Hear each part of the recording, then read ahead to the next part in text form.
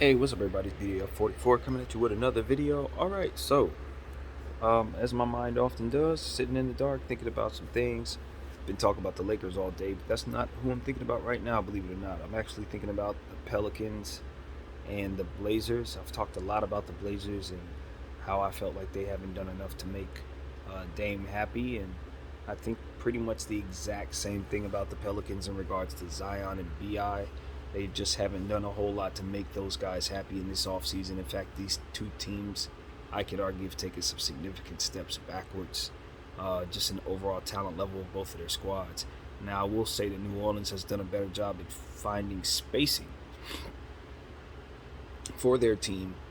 So the lane will not be as clogged for Zion. Zion's numbers should be better. His overall style of play should be more suitable for him to kind of do what he is that he does best.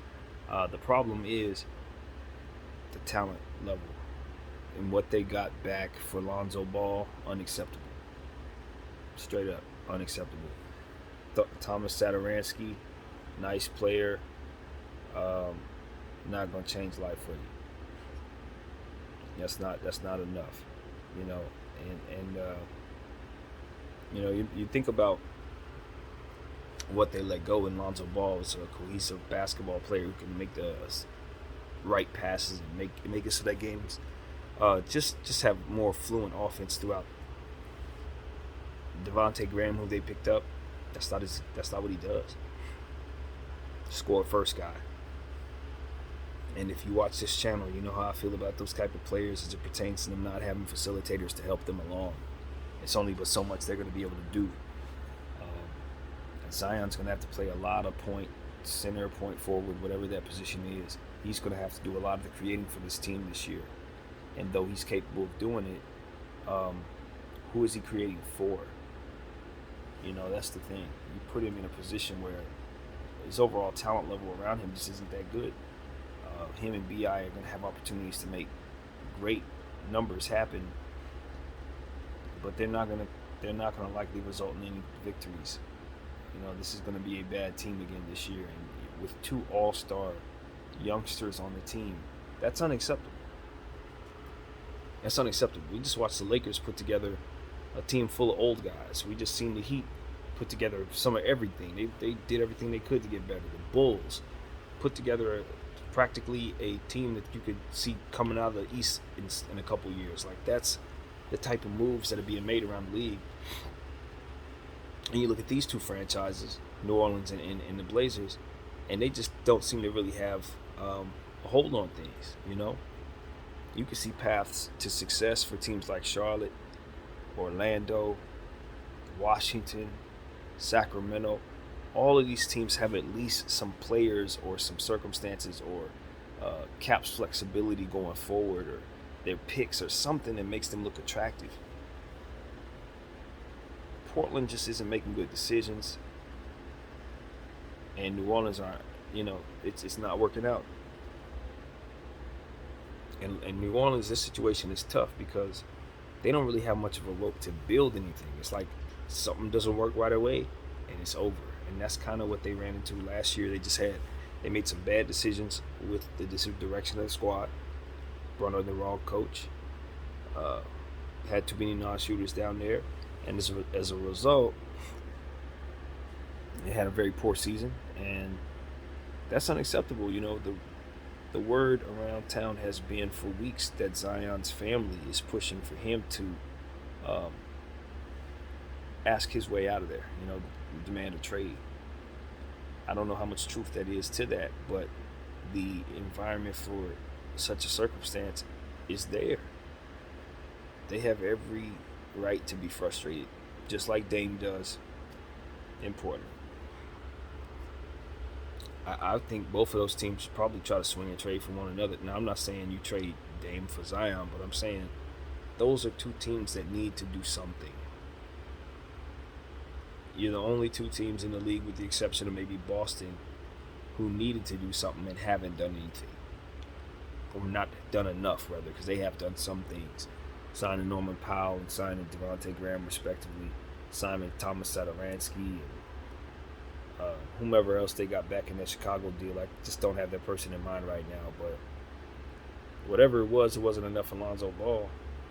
It was a Garrett Temple. They re-signed Garrett Temple. I mean, that's a nice player, but not going to help the Pelicans do anything.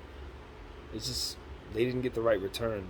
You know, if they could have got back Thaddeus Young like San Antonio did, that would have been a better return for them. Maybe Laura Markkinen, that would have been more of an exciting name to kind of bring back, give you some spacing for Zion, give him another weapon. You just didn't. You dropped the ball. Markkinen's a player. They don't really even.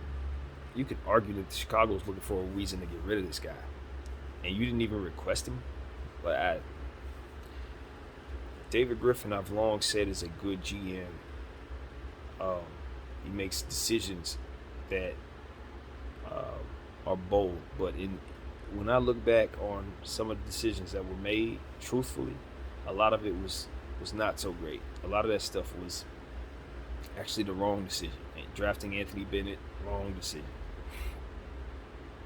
I don't know if he was available for that.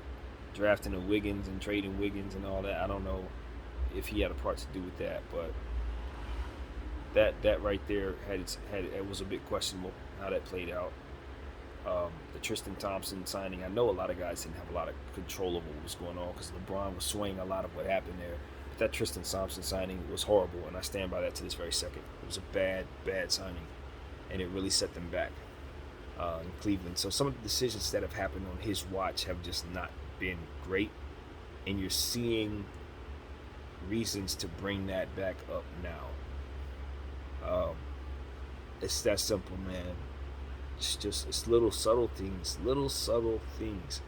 and then you look over in LA and you see Rob Pelinka just knocking it out the park. He's just doing everything right. Again, you bring up the Heat, they're doing a lot of great things. Chicago, of course, doing a lot of great things. You just don't have a lot of patience for GMs that are not making aggressive moves when they have the type of talent that these two teams have. You don't have a patience for that. You don't want to see Zion on a bad team for the next 3 years. Have to go the Devin Booker route or the Giannis route. No, you don't want to see that. Zion's somebody we want to see winning now. We want to see him in situations where he could compete right now. He should be on the Knicks tonight. Like if in a perfect world, he's being traded for Julius Randle tonight. I'm sorry, Juju, but you got to go back to New Orleans, and he need to. I really believe this. I really believe Julius, in his heart of hearts, needs to already prepare his mind for the notion that the Knicks could ship him out for Zion. Like, he should already be considering that, because the possibility of that is so absolutely and utterly real. Zion wants to be there. He's the most attractive piece. If they were to make a deal happen, he's the guy. He and Zion don't fit together in theory.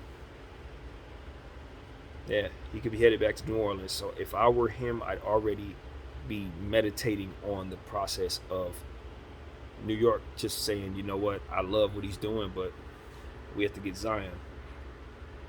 You know, same thing that B.I. went through and Zoe went through here. It's the same thing. It's the same thing, man. Because at this point, I think it's a matter of time. Maybe Zion gives it a year, but he gonna want out of there, and he gonna want out of there soon, I think. And Dame is unpredictable. You just don't know what Dame's gonna do, man. It's like, you know, I just feel like he's very prideful, and you know, he's I guess if he were tired enough, he would have demanded out already, you know, but he would have to be in full-fledged denial to not see the concern at this point with this franchise.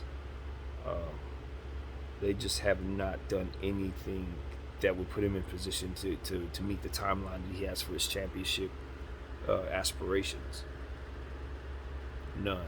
They have done nothing to put him in that position. And even more so, they haven't shown signs of being able to make the right decisions to put themselves in a position to do so. It's like they're doing the wrong things, just like the Pelicans. So, yeah, those teams should try to come up with something. They should make a splash of some sort to offset all of this. So that's what I have to say about that. I just think both of those players are on their way out of those respective cities. I really do. I don't know how they're going to get out of there, what's going to facilitate them doing so, or how soon. But the fan bases of both cities, like I said, they should be meditating on the idea of those guys not being there no more. Um, it's not because you're not a good fan base, not deserving of good talent. Quite the contrary. It's because your franchises have failed to make the the environment a good one for these players. It's that simple. Fix the front office, and the talent that you'll have will more likely want to stay. And if they don't, you'll more likely be able to replenish your roster with talent that is as good. But when you're running things the wrong way, you can't get nobody, especially if you're a small market. You're not going to get a soul. So that's what's happening to Dame. That's what's happening to Zion and B.I. And I wish them well, man. I wish them all well. CJ, obviously. These are very talented players in just some bad spots. It's that simple. So that's what I got. My name is BDF44. Thank y'all for watching me. I'm out.